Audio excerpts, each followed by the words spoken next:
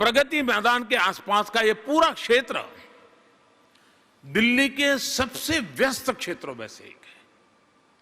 सालों साल यहां लोगों को ट्रैफिक की गंभीर समस्या से जूझना पड़ा है।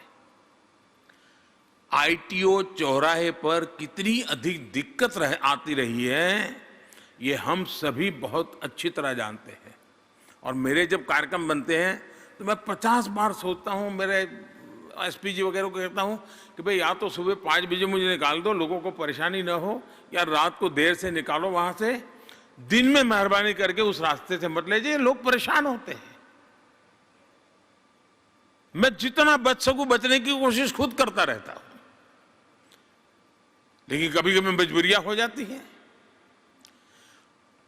आज ये रचना के कारण ये जो 1.5 किलोमीटर से अधिक लंबी सुरंग बनी है, ये जो टनल बनी है, इससे पूर्वी दिल्ली, नोएडा और गाजियाबाद की तरफ से रोजाना आने जाने वाले हजारों साथियों को बहुत बड़ी राहत मिलेगी। इस इंटीग्रेटेड ट्रांजिट कॉरिडोर से दिल्ली के लोगों का समय बचेगा, गाड़ियों का ईंधन बचेगा। अभी मुझे प्रेजेंटेशन दे रहे थे, उसमें बताया था कि 55 लाख लीटर पेट्रोल की बचत होने वाली है। यानी ये नागरिकों के जेब में पैसे बचने वाले हैं।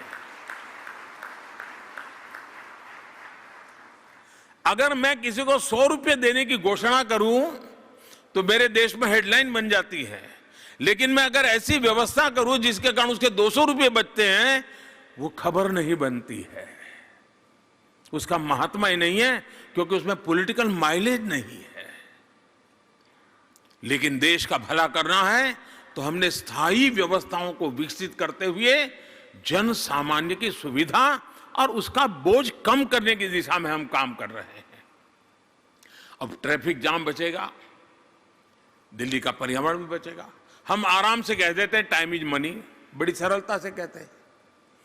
अब ये टनल बनने से कारण टाइम बचेगा तो कितना मनी बचेगा ये भी तो सोचना चाहिए। लेकिन कहावत के लिए टाइम इज मनी ठीक है, लेकिन यहां भारत सरकार की इस योजना से टाइम बच गया तो मनी बच गया, वो बताने के लिए कोई तैयार नहीं है। यानी हमने सोचने के तरीके को भी,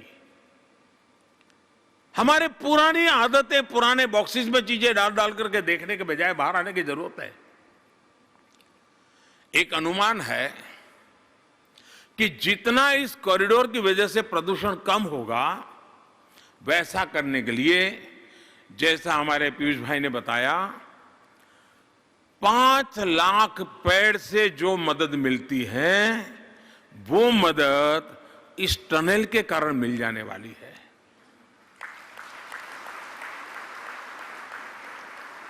इसका मतलब ये नहीं कि पेड़ लगाना नहीं है।